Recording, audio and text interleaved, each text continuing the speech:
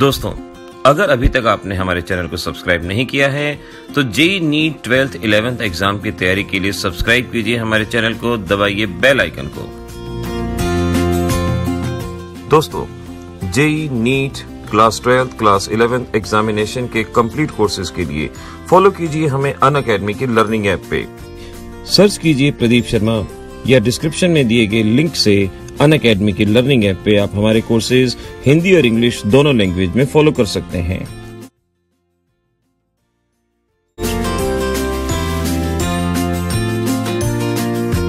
Chemical equilibrium के बाद बच्चों अब बारी है आयनिक इक्विलिब्रियम की, और आज हम सीखेंगे आयनिक इक्विलिब्रियम के अंदर Ostwald dilution law, calculation of H ion OH ion concentration, जिसकी हमें आगे तक जरूरत पड़ती है। जब हम पीएच के न्यूमेरिकल सॉल्व करते हैं तो हमें बहुत जरूरत पड़ती है H ion OH ion concentration की। आइए सीखते हैं क्या होते हैं इलेक्ट्रोलाइट, क्या है ओस्टवाल्ड डाइल्यूशन लॉ, आइए इसके बारे में बात करते हैं। आइए बच्चों, आज हम सीखते हैं आयनिक इक्विलिब्रियम। इक्विलिब्रियम का सेकंड पार्ट आयनिक इक्विलिब्रियम कहलाया जाता है और इसके अंदर बहुत सारे कंसेप्ट हैं। देखिए, इक्विलिब्रियम का बेसिक्स अगर कहें तो हमारा वही केमिकल इक्विलिब्रियम ही है, लेकिन जब हम उसको डाइवर्सिफाई करते हैं कंसेप्ट को तो हमें आयनिक इक्विलिब्रियम के अंदर आना पड़ता है। सबसे पहले हमारे पास है इलेक्ट्रोलाइट। इलेक्ट्रोलाइट का मीनिंग हमें जानना है। जैसा कि नाम ही बता रहा है, जो इलेक्ट्रिसिटी को ले जाए उसे इलेक्ट्रोलाइट कहा जाता है। या इस तरह से समझ लीजिए, एक ऐसा कंपाउंड और स्पीसीज जिसको जब पानी में डिसॉल्व किया जाए या मेल्ट किया जाए इलेक्ट्रिसिटी का कंडक्शन करता है। ऐसा कोई भी सब्सटेंस जो लिक्विड स्टेट में या पानी में डिसॉल्व किए जाने पे इलेक्ट्रिसिटी का कंडक्शन करता है उसे इलेक्ट्रोलाइट कहा जाता है।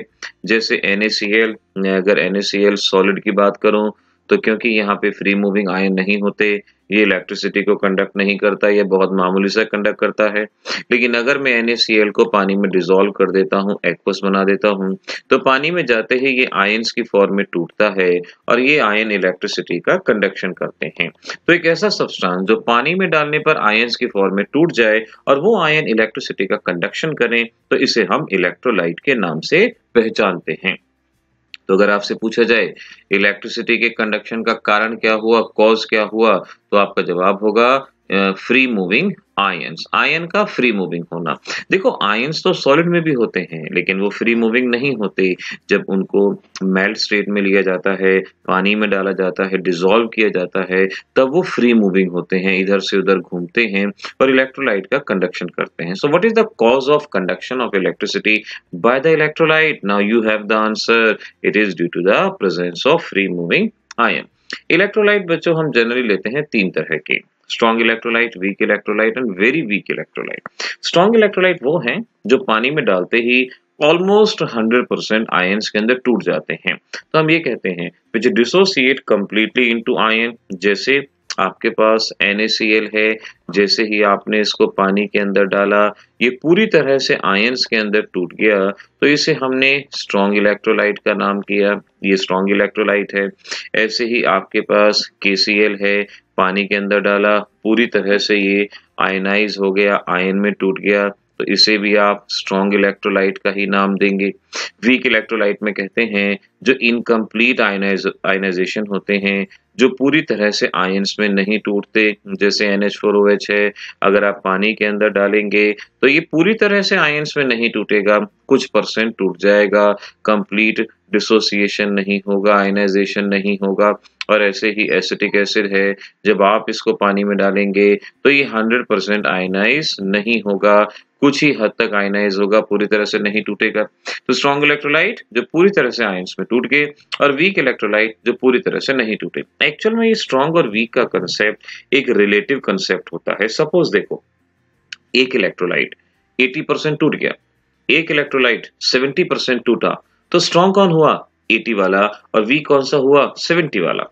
अब दो इलेक्ट्रोलाइट हैं, एक 60% टूट गया, एक 50% टूट गया, तो इन दोनों में से स्ट्रॉन्ग कौन सा हुआ? 60 वाला। वीक कौन सा हुआ? 50 वाला। तो हम यही कहेंगे कि स्ट्रॉन्ग और वीक का कंसेप्ट एक्चुअल में एक रिलेटिव कंसेप्ट होता है। अदरवाइज जो 100% टूटता है उसे हम वेरी स्ट्रॉन्ग इलेक्ट्रोलाइट के नाम से पहचानते हैं।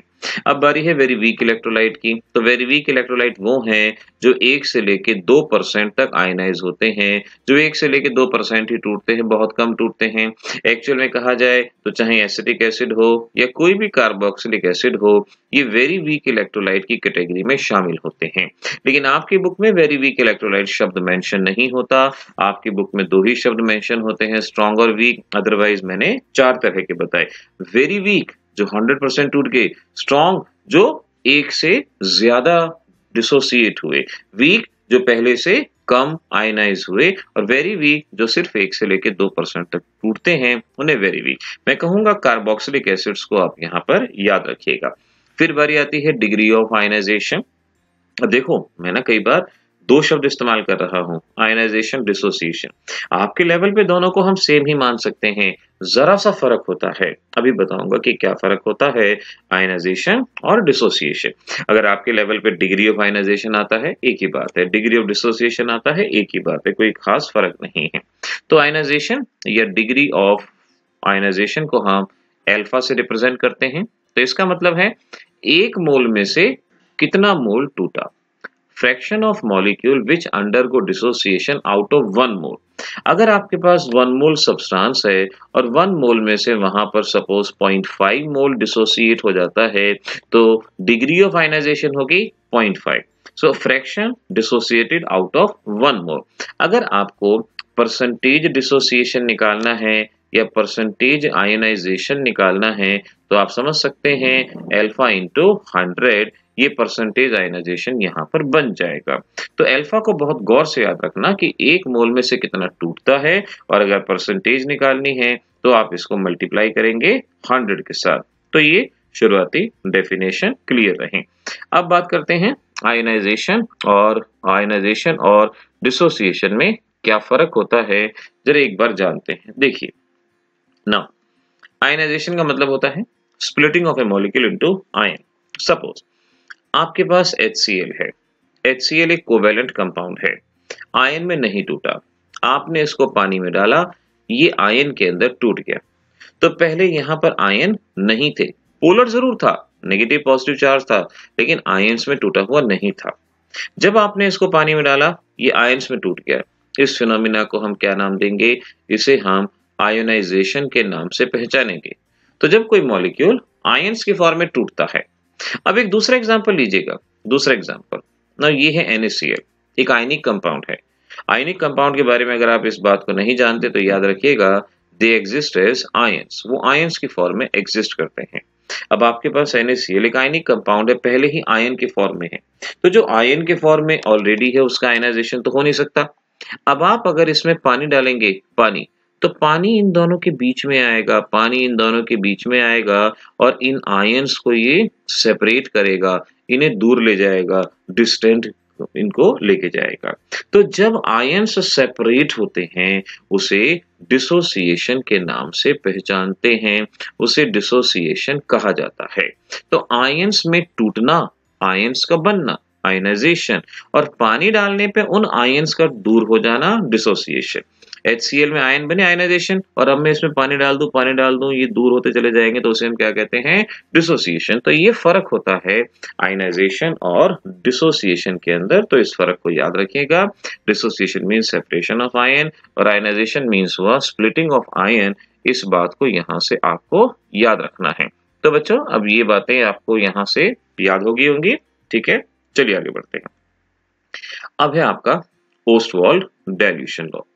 ओस्टवाल्ड डाइल्यूशन लॉ को बताते वक्त हम लेते हैं वीक इलेक्ट्रोलाइट, एसिटिक एसिड। मैंने बताया था ये वेरी वीक इलेक्ट्रोलाइट भी है, इसका 1 से लेके 2% तक आयनाइजेशन होता है, ज्यादा नहीं होता।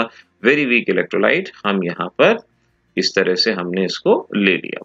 नाउ लेट अंडरस्टैंड, सपोज आपके पास एसिटिक एसिड इनिशियल कंसंट्रेशन है C मोल, और जब रिएक्शन नहीं हुई है ये होगा 0 और 0। नाउ लेट इसमें से डिसोसिएट होता है C अल्फा।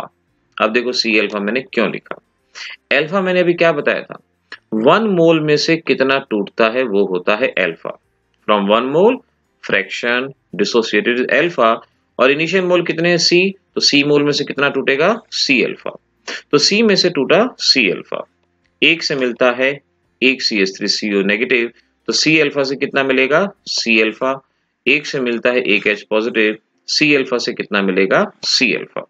इस तरह से हमारे पास ये मालूम पड़ गया कि ये डिसोसिएट किस तरह से होगा, क्या बनेगा। अब अप्लाई करो लॉ ऑफ केमिकल इक्विलिब्रियम। आप अच्छे से जानते हैं K is equal to concentration of product. Now product में है CH3CO negative, H positive divided by CH3COH। ये आपको हमने पहले भी सिखाया है। अब यहाँ पर इनकी वैल्यूज को रख दिया जाए। अच्छा, क्योंकि ये एसिड है तो इसको हम Ka मान लेंगे। आपने इनकी वैल्यू को रखा CH3CO नेगेटिव C अल्फा, और HP किसके बराबर है C अल्फा, और एक इसके बराबर है C माइनस C अल्फा। यहाँ पर C कॉमन ले लिया जाएगा तो K is equal to C square alpha square C 1 minus alpha, इस तरह से लिखेंगे। C से C कैंसिल आउट हो जाएगा, then it is equal to C alpha square upon 1 minus alpha. ये हमारे पास वैल्यू बनती है, ये वैल्यू आएगी। अब अभी मैंने कहा था कि ये 1 to 2% टूटता है, 1 से लेके 2% तक टूटता है, यानी इसकी डिग्री ऑफ आयनाइजेशन या तो 0.01 से लेके 0.02 होती है।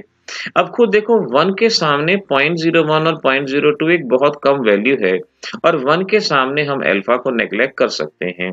तो हम कहेंगे since acetic acid is very weak ionised, so 1 minus alpha is approximately equal to 1। इसे 1 मान लेंगे तो हमारा एक्सप्रेशन बना K is equal to C alpha square, और alpha square is equal to Ka by C ये रहेगा, और हम कहेंगे alpha is equal to root Ka by C। ये एक्सप्रेशन हमारे पास यहाँ पे बनता है। यहाँ से हमें इसको डिफाइन करना है। तो ओस्टवाल्ड डाइल्यूशन लॉ की डेफिनेशन देखिए यहाँ से क्या आएगी। It states that degree of ionisation of a weak electrolyte, weak लिया ना हमने, degree of ionisation of a weak electrolyte is inversely proportional to square root of concentration. इस डेफिनेशन को लिख लीजिएगा, आपको आनी चाहिए। Degree of dissociation of weak electrolyte is inversely proportional to square root of its concentration. इस बात को यहां से याद रखिएगा। तो ये था हमारा ओस्टवाल्ड डाइल्यूशन लॉ, न्यूमेरिकल में इस्तेमाल करेंगे। Ka को हम एसिडिटी कांस्टेंट के नाम से भी पहचानते हैं, एसिडिटी कांस्टेंट भी कहा जाता है। ये इसका एक और नाम ध्यान रखना है, डिसोसिएशन कांस्टेंट के नाम से भी इसको पहचाना जाता है, क्योंकि जब न्यूमेरिकल सॉल्व करेंगे तो हमें ये शब्द अगर मालूम होंगे तो सॉल्व करना आसान होगा। C क्या है कंसंट्रेशन, या इसको आप मोलैरिटी भी मान लेंगे। इस तरह से इन टर्म्स को याद रखना है। बात यही है, जितना मेमोरी में याद रहेगा उतना आसानी से कर पाएंगे। Now calculation of H ion concentration, अब हम सीखेंगे कि कैसे H आयन और OH आयन कंसंट्रेशन कैलकुलेट करते हैं। पहले हम H ion concentration of weak acid, इस चैप्टर में न्यूमेरिकल आएंगे pH के। अब pH के न्यूमेरिकल सॉल्व करने हैं, बफर सॉल्यूशन के न्यूमेरिकल सॉल्व करने हैं, H आयन कंसंट्रेशन चाहिए होती है। आइए सिखाता हूं किस तरह से आप H आयन कंसंट्रेशन बता सकते हैं। नाउ लेट, एक वीक इलेक्ट्रोलाइट आप मान लेंगे, वही CH3COH, ये आपने माना, आपने इसको वाटर के अंदर आपने डिसॉल्व किया, ये इस तरह से ऐसे ये यहाँ पे डिसॉल्व हुआ। नाउ वी कैन अंडरस्टैंड, अब इसके लिए हम समझ पाएंगे कि A अभी सिखाया था, K is equal to product concentration that is CH3CO negative upon reactant concentration. ये हमारे पास होगा बिल्कुल इस तरह से हमने इसको लिखा, ऐसे ये आ गया हमारे पास। अब आप रिएक्शन में से देख सकते हैं जितने H आयन हैं उतने ही एसीटेट आयन हैं, जितने H आयन उतने एसीटेट आयन, यानी acetate ion concentration is equal to H ion concentration. ये हमने देख लिया, दोनों बराबर हैं। तो यहां से एसीटेट की वैल्यू को इक्वेशन नंबर 1 में रखना है। So equation number 1 will be, हमने इस वैल्यू को यहाँ पे पुट किया। So Ka is equal to H ion concentration into H ion concentration divided by CH3COH, ये हमारे पास आएगा। और we can say H ion concentration square is equal to Ka into concentration of CH3COH, और यहाँ से हम स्क्वायर हटा देंगे, सो रूट और Ka into concentration of CH3COH, और इस ब्रैकेट की जगह हम यहाँ लिख सकते हैं H ion concentration is equal to Ka into C, C का मतलब कंसंट्रेशन। तो हमारे पास ये आ गया फार्मूला। अब कभी भी आपको एच आयन कंसंट्रेशन कैलकुलेट करनी हो तो आप इसी फार्मूले का इस्तेमाल करेंगे। एच आयन को या तो एच आयन लिखते हैं या H3 और पॉजिटिव आयन भी लिखते हैं। आगे मैं एसिड बेस कंसेप्ट में बताऊंगा कि ऐसा क्यों है। इस तरह से अगर हाइड्रोनियम आयन कंसंट्रेशन कहें तो अभी यही फार्मूला, एच आयन कंसंट्रेशन कहें तो भी यही फार्मूला। बिल्कुल इसी तरह से आपको यहाँ पर कंसंट्रेशन को कैलकुलेट कर लेना है, इसमें कोई भी किसी भी तरह की दिक्कत नहीं आएगी।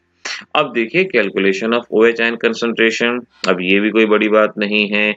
नाउ लेट एक very weak base ammonium hydroxide मान लिया, पानी के अंदर डिसॉल्व किया। अब तो आप बच्चे भी इसको साथ साथ बता सकते हो, कोई बड़ी बात नहीं है। क्योंकि बेस है तो क्या लिखेंगे Kb। Kb किसके बराबर, वही product concentration upon reactant concentration. Product upon reactant हमने यहाँ पर मान लिया। अब हम कह सकते हैं कि भाई जितने NH4 हैं उतने OH हैं, तो जितने NH4 उतने OH का मतलब क्या हुआ, NH4 ion concentration is equal to OH ion concentration. यहाँ से NH4 की वैल्यू को ऊपर रख दिया जाएगा तो Kb is equal to OH negative divided by NH4OH। इस तरह से यहाँ पर बनेगा और फिर OH को इकट्ठा लिख दिया, OH negative square is equal to Kb into NH4OH concentration, ये बन गया। और फिर हमने स्क्वायर को हटा दिया तो यहाँ पर रूट Kb और NH4OH ये आपके पास आ गया। फिर हमने इसको ऐसे मॉडिफाई किया कि OH negative ion concentration is equal to Kb into C, ये हमारे पास एक्सप्रेशन आ गया। तो इस तरह से बच्चों ये आपका एक्सप्रेशन ऐसे बनेगा। बिल्कुल इसी तरह से इसको सॉल्व करना है, कोई भी ज्यादा में गड़बड़ी नहीं होगी, आसानी से सॉल्व करो, बहुत इजीली सॉल्व होता है जैसे आपके सामने हुआ ही है। अब बारी है कुछ न्यूमेरिकल्स की। न्यूमेरिकल में ध्यान रखना formula alpha is equal to, मैंने भी बताया था, परसेंटेज आयनाइजेशन बताया था। और अगर अल्फा गिवन है तो एच आयन कंसंट्रेशन का ही मेथड बताया था, इस तरह से होता है। अदरवाइज हमने H ion concentration is equal to क्या बताया था, Ka इंटू सी। ध्यान रखना अगर आपको अल्फा गिवन है तो आप डायरेक्ट निकाल सकते हो C into alpha. Ka given है तो इस तरह से आप एच आयन कंसंट्रेशन की वैल्यू को बता पाएंगे। चलिए देखते हैं। अब सपोज ये पहला क्वेश्चन आया, कैलकुलेट डिग्री ऑफ आयनाइजेशन। चलो इसको यहाँ पर हम डिफरेंट शो करने के लिए डिग्री ऑफ आयनाइजेशन, तो जो जो निकालना है उसको लिख लो। अल्फा आपको बताना है 0.01 मोलर, तो कंसंट्रेशन गिवन है आपको 0.01, K गिवन है आपको 1.6 10 रेज़ टू द पावर -3। किस फार्मूले में तीनों चीजें ये रही। So alpha is equal to under root Ka यानी 1.6 10 raise to the power -3 divided by 0.01। और अगर आप इसको फर्दर सॉल्व करते हैं तो आपको मालूम पड़ेगा it can be 16 into 10 rays power -4, 0.01 ऊपर आ जाएगा। जब ये ऊपर आएगा तो क्या बन जाएगा, this will be 10 raise to the power 2। और जब इसको फर्दर सॉल्व करेंगे तो 16 इंटू 10 रेज़ पावर -2, जब अंडर रूट सॉल्व करेंगे 16 का रूट 4 आएगा और ये 10 रेज़ टू द पावर -1। और जब 10 रेज़ पावर -1 को सॉल्व कर लेंगे हम तो आंसर 0.4 रहेगी आपके पास। अल्फा की वैल्यू आ गया, जवाब बन गया, आंसर हो जाएगा। चलो आगे। अब ये है हमारा अगला क्वेश्चन। अब जरा देखिए यहाँ पर क्या जवाब आता है। 0.01 molar solution of acetic acid 1.34% ionised, यानी परसेंटेज आयोनाइजेशन गिवन है आपको और ये कितना गिवन है, 1.34% गिवन है। कंसंट्रेशन गिवन है आपको 0.01 मोलर। आयनाइजेशन कांस्टेंट निकालना है, क्या होगा आयनाइजेशन कांस्टेंट यानी डिसोसिएशन कांस्टेंट K निकालना है। चलो K तो यहाँ पर है तो we can understand alpha is equal to root Ka by C. अब C तो है, ठीक है, C है हमारे पास, Ka अपॉन 0.01 लिख लिया। अल्फा परसेंटेज आयनाइजेशन दी गई है तो देखो यहाँ से alpha is equal to percentage ionization upon 100 और परसेंटेज आयनाइजेशन है 1.34 तो डिवाइड बाय 100 तो कितना 0.0134। तो अल्फा आ गया 0.0134, ये आपके पास आ गया।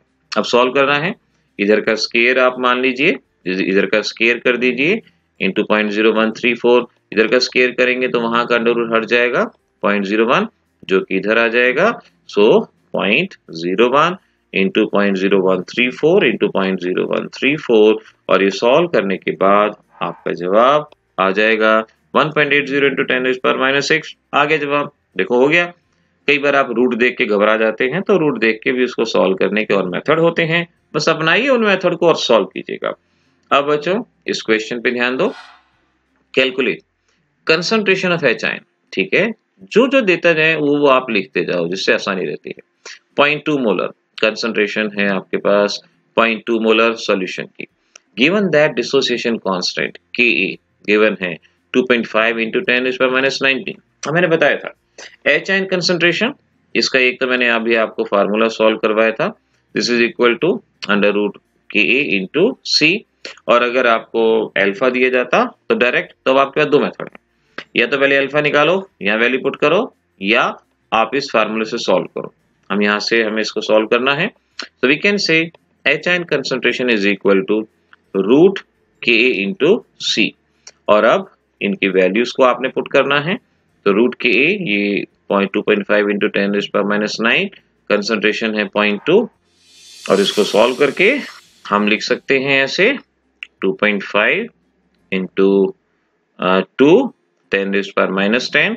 और इस तरह से आप पावर को पहले सॉल्व कर लीजिए, ये पावर पहले सॉल्व करेंगे तो 10⁻5 आएगी, और इनको सॉल्व करने के बाद आपका जवाब इस तरह से यहाँ पर आ जाएगा। तो बच्चों इस तरह से हमने इन न्यूमेरिकल्स को सॉल्व किया, इस पूरे के पूरे टॉपिक को अंडरस्टैंड। पहली क्लास आयनिक इक्विलिब्रियम की, जिसके अंदर हमने आपको बेसिक बातों को सिखाया है। अगली क्लास के अंदर हम सीखेंगे एसिड बेस कंसेप्ट, लेकिन इन फॉर्मूलों को, इन न्यूमेरिकल को, इन एक्सप्रेशन को ध्यान रखिएगा। जैसे जैसे हम आगे बढ़ेंगे इक्विलिब्रियम हमारे लिए मुश्किल नहीं और ज्यादा आसान होता जाएगा। मिलेंगे अगली क्लास में, तब तक के लिए ऑल द बेस्ट।